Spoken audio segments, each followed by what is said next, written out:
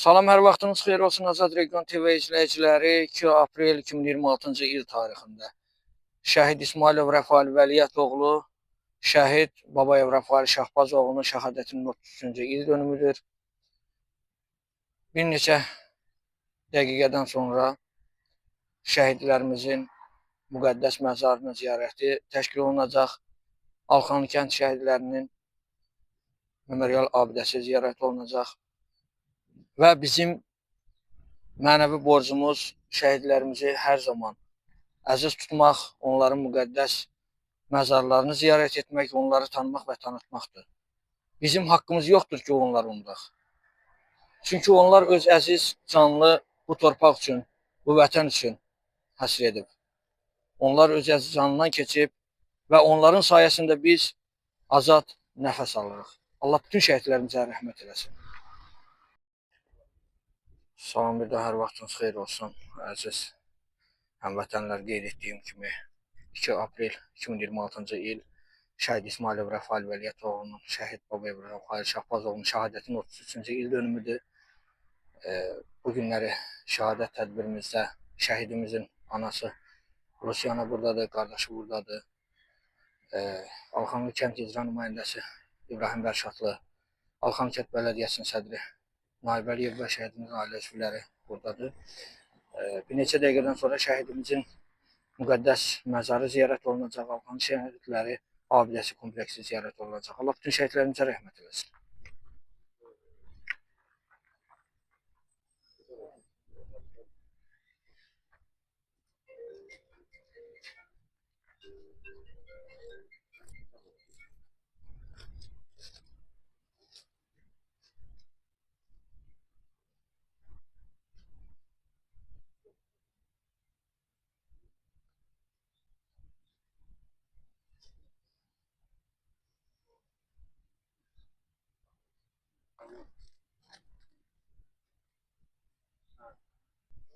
Bir xalq üçün, bir vətən üçün onun qüruru, onun bayrağının uca olmasıdır.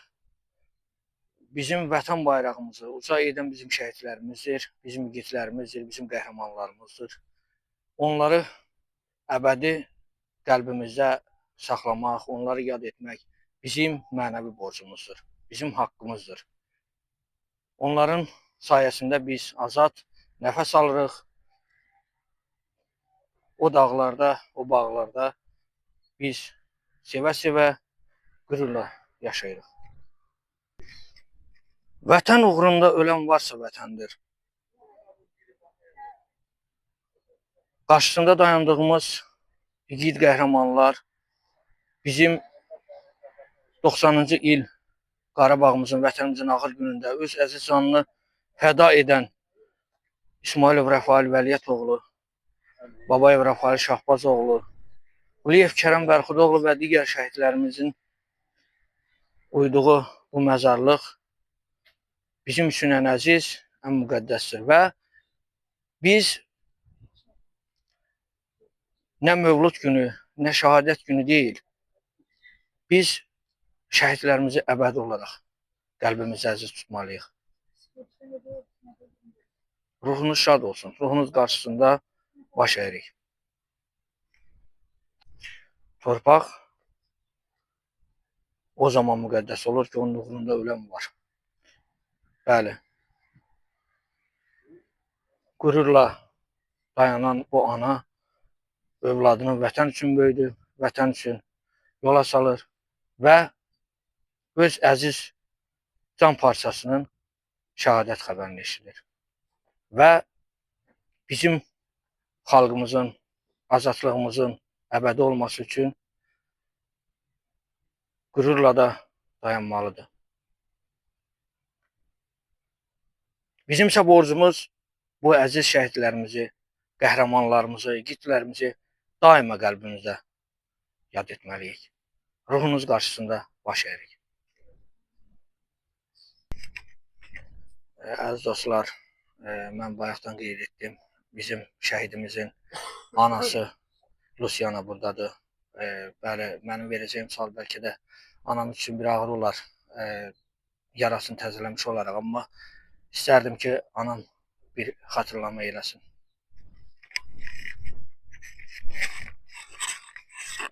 Allah şəhidimizə rəhmət eləsin. Bütün şəhidlərə rəhmət.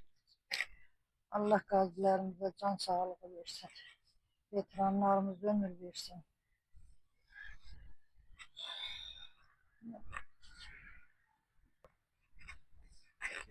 Allah hamımızın canı sağ eləsin. Allah kim ki benim şəhidimə sahip.